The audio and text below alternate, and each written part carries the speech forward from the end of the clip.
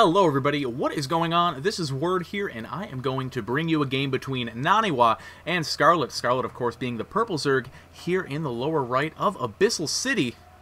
And her opponent is going to be NaNiwa, the blue Protoss, here in the left portion. Now, Abyssal City is a map I have seen a lot, only cast it on once, I think, if I remember correctly. Not entirely sure, but I am pretty familiar with it. And, of course, the general consensus here is that this map is generally Zerg favored. And, oh, spoiler alert, guys, this is a replay. I don't know Scarlett and NaNiwa personally well enough to get them to play a game and have me in it live, but, you know, I'm sure we're used to this by now. Now, before we get too into the game, I do want to, bring it up to speed on a couple of things. You may have seen the video on my YouTube channel, which announces that I'm going to a new YouTube channel. Now, the video goes into detail about it. The short answer is I'm being partnered and I need a new channel for it. And I really, really need all of you guys to come on over. Because number one, that's where all the content's going to be very soon. I won't be using this channel, Wordcast, if you're watching it on here, for much longer. And the new channel is going to be youtube.com/wordcastsc2. So soon, that is where all the content will be. I'm just waiting for that 15-minute upload thing to kick in so I can upload videos longer than 15 minutes. It takes a little while, no matter what. But once that's done, I'm pretty much done using this channel, so make sure to come over, youtube.com/wordcastsc2. That is where I will be putting everything, and I don't want you guys to miss anything, and I hope you don't either. Hope you've enjoyed all the casts and all of that good stuff, and I really do appreciate you guys watching. So, I don't want to lose you. Come on over. And one more thing before we get into the game, I am going to be casting a show match between Clarity and Complexity Gaming. If you haven't heard, it's going to be December 15th, which is this Saturday at 9 p.m. EST. In terms of stream location, we're hammering that out with the guys and Complexity, Clarity, and myself. But I will let you guys know as soon as I find out, and that announcement will probably be on Twitter and in my upcoming cast, so make sure to follow me on Twitter too. Of course, all that info is in the lower portion of your screen. But now we can talk a little bit about this game. We see that NaNiwa did go for a gateway expand here. He's actually going to expand, put down the Nexus after or before the Cyber Core, which is interesting. So he won't be going for very early gateway aggression, but of course the benefit of that build is you do have that early aggression. Scarlett, meanwhile, did go for a 15 hatch, which, is pretty rare in ZVP, but as a matter of fact is pretty okay on Abyssal City, considering how big this map is. Now, the benefits of this map, of course, are its size and the fact that the three bases, as any player, you can get between really easily, but it's not very easy for your opponent to go around and make counterattacks too. We see Scarlett taking a very early third here at about 3 minutes 30 seconds. So she's playing very greedy, but so is NaNiwa, expanding off of only one gateway. So he'll have that fast Nexus, and he will also have that fast tech. Now, I've been watching NaNiwa stream a lot lately. If you guys don't, you absolutely should. He is hilarious, a good player, and man, it's just an awesome time. And something I've noticed, of course, is that he is very, very aggressive in ZVP. He does not like to sit back and macro. Sometimes he'll be that guy who takes the greedy third base, but it's usually on certain maps, sometimes Daybreak and Cloud Kingdom. Other than that, not really so much. So I would not be surprised to see aggression out of NaNiwa. We'll have to see exactly what kind of aggression. He is getting that Stalker out here, going to clear out Overlords before Scarlett can, of course, place it on top of that dome there. And of course we'll be able to just clear the map in general. Now Scarlett here actually has an earlier gas than most Zergs get. Now she went for 15 hatch with a very fast third, so she's kind of compensating for that greediness with that fast gas. She also maybe be metagaming a little bit because NaNiwa, of course, as an aggressive player, it's not a secret, and she does want to be prepared for that. So we'll see if she goes for speed first or lair. Probably speed. Going lair first would be a very greedy move, and on top of this fast third hatch and 15 hatch, I don't know if she can afford much more greed. And we see NaNiwa here is actually going for a very fast Stargate, and this Stargate is so much faster than it would be if you got a Forge Fast Expand. Usually the earliest Stargates you see with FFEs are going to be around 5 minutes 30 or 5 minutes 40, and in this case the Stargate is actually going to finish before that time frame, so he'll be able to start out making units very quickly, probably before the Zerg player is going to be expecting it.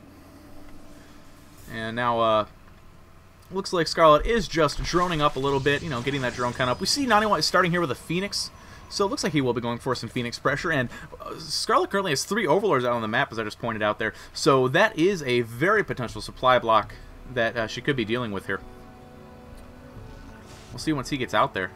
I don't believe he hasn't seen his third base yet, hasn't really got out at all on the map, except for the Phoenix that just came out, and he's actually making a Void Ray. Now, where is that Phoenix? Just heard the shot. There he is. Going to be taking out that Overlord, and because a lot of players you know, make that Void Ray after or before they make the Phoenix. So what NaNiwa's doing here is he's making a Phoenix, and then he's making the Void Ray. And of course, Scarlett, the first unit she's going to see is a Phoenix, and that is obviously the first air unit has been made because it's so early. So following up this Void Ray is going to be a bit of a surprise, but is Scarlett actually going to see it? She's coming in here with the Overlord, the Phoenix, trying to pick it off, and she actually sees, wow, a second Void Ray making here for NaNiwa. This is very unusual, but it definitely holds up with NaNiwa's aggressive standards. And if he continues making Void Rays, I don't know. I mean, I've seen way, way, way back in the day there were 3 Void Ray Stargate pressure plays. I used to do them a lot myself. And then, you know, I phased out of them just like everybody else did because they weren't any good. Zergs rather got really good at dealing with Void Rays. Now, Scarlett has actually seen both Void Rays. She saw the one that was out, and she saw the one that's producing. So she knows NaNiwa is making multiple of them. And wow, yeah, that is the third one started there in the production tab. She got 3 spores down. Is that enough to deal with 2 Void Rays? No. But with the queens, it is going to be, and it looks like she does have 4 queens out, so of course those extra transfuses as well as the damage output should be enough to knock this back. But NaNiwa adding on 3 more gates, getting that +1 weaponry, and just kind of patrolling the map a little bit. Not really being too aggressive with this Void Ray. Some people like to knock down the creep tumors, but of course with no Robo and no Observer, you can't do that. So he's just going to try to go around, try to pick off Overlord, set Scarlett back a little bit because, oh, with 6 gates in production, it looks like NaNiwa is going to be going for a 2-base all-in that's going to be Void Ray based. He actually has a 4th Void Ray coming out here. Doesn't have +1 air weapons or anything, is getting the +1 ground weapons. But it's going to be 7 gates and a bunch of Void Rays now. Wow, actually Scarlett here has a very early infestation pit because of that early gas. I guess not very early, but early enough by these standards. And honestly, aside from Mutas, which are okay against, which are pretty good against Void Rays, but you need a lot of them. And, you know, you don't really only be able to get, like, maybe 7 off of this sort of play, so that wouldn't be too good because of, you know, the high Void Ray count. But you can get 5 Infestors, and that is going to be very good. So I think inadvertently or not, Scarlett here might have the perfect counter to NaNiwa's build, but we'll have to see. NaNiwa's got pretty good micro. As long as he can get good spreads, he should be good. But since he's being the aggressor, he's going to be attacking up ramps. It's going to be crazy. We have a 4th base here for Scarlett, and she's actually not watching NaNiwa's 3rd. And that's not a good idea, obviously. You don't know whether or not your opponent is going to be expanding, so you don't know if he's all-inning you. And Scarlett is actually up at 72 drones right now. A bunch of Lings are going to come out. He's going to get rid of a lot of them. And right now, Scarlett is popping out 5 Infestors in timing with those Pastoring Glands and a bunch of Lings. So she sees the Void Ray Death Army coming out, and she maybe is a little scared, or maybe is supremely confident. It's kind of how Scarlett operates. Now, NaNiwa does have those proxies set up, very high sentry count. A lot of force fields going to nullify the Lings. And the Void Rays, of course, are very good against the Roaches. But look, oh, Scarlett is actually getting +1 ranged attack, which is going to be great for the Roaches, but is also great for the Infested Terran. So as long as the Infested Terran placement is good, she should be in good shape. Her creep spread is amazing here on Abyssal City, considering how many directions there are to spread it. But now NaNiwa is going to be breaking down that front door, working on the rocks, which is actually going to get these Void Rays charged up a little bit. And these Void Rays, 4 fully charged Void Rays, are very dangerous. NaNiwa's got to get in there before the charge expires, though. Keeping it charged up, attacking one of his own Zealots, I think. And now he's going in. The Fungal's getting laid down here for Scarlett, covering a lot. The Void Rays taking a lot of it. Here come the Infested Terrans getting laid down as well. A couple of sentries going to get picked off, and a really good hold there by Scarlett on the ramp. NaNiwa going to have to run away. He has a few force fields left, so he can siphon off some of these forces. That is what he's going to do, but transfuses by Scarlett, keeping these Roaches alive. There's only 2 Void Rays left. It looks like that Queen really wants to take one of those down. Is NaNiwa going to get it away in time? Yes, he does pull it away. But right now, the supply is 141 for Scarlett, almost 90 for NaNiwa here. And it looks like, actually, he warped the sentry in on the high ground to force field the ramp. Scarlett going to clean that up with some Infested Terrans. Very nice there by NaNiwa, but is it going to be enough? Did he stop enough reinforcements? I am not sure. The Roaches keep pumping on out for Scarlett. 10 more in production. The Void Ray goes down. Only 1 very weak Void Ray left. NaNiwa continuing to warp in. But behind this, he's actually getting +1 armor. He's actually getting a Twilight Council. So, is he looking to expand behind this? He knows he's not quite going to be able to break it, and if we take a look at his vision here, he doesn't know about the 4th. So if he goes for a 3rd, I mean, Scarlett's at 72 drones. She is in a prime economic position, and NaNiwa might not know just how behind he is if he does decide to go for that 3rd. But honestly, what other sort of option is there? Your 2-base all-in has failed.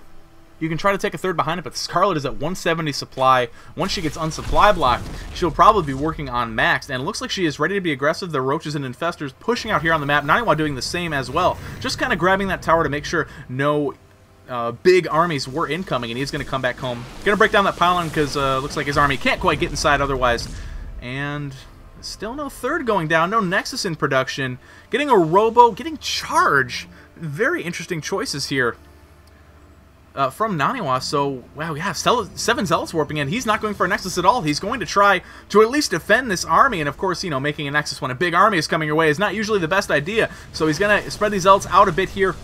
Scarlett going to be coming in. The Infestors don't have a lot of energy, but these Infested Terrans are very dangerous. NaNiwa going to pull back away from those smartly, but there are a lot of Roaches coming. Scarlett is maxed right now. Actually has a Hive and Spire on the way as well, but sitting at 195 supply against NaNiwa's 106. She could win right here. We do have an Immortal on the way here for NaNiwa, and I don't believe that +1 armor finished before that Forge was taken down, so NaNiwa is in a rough spot. The Roaches are just piling up, trying to force field and keep them away. Is he going to have enough? That Immortal's so close to popping out. Scarlett, no, that is it. GG from NaNiwa, and that is going to be the end of the game, guys. An interesting play there from NaNiwa, but Scarlett just kind of ended up with the perfect counter to it. So, again, make sure to go subscribe to the new YouTube channel, youtube.com/wordcast, SC2, Wordcast SC2. Link going to be in there in the description. I will see you guys there. Word up.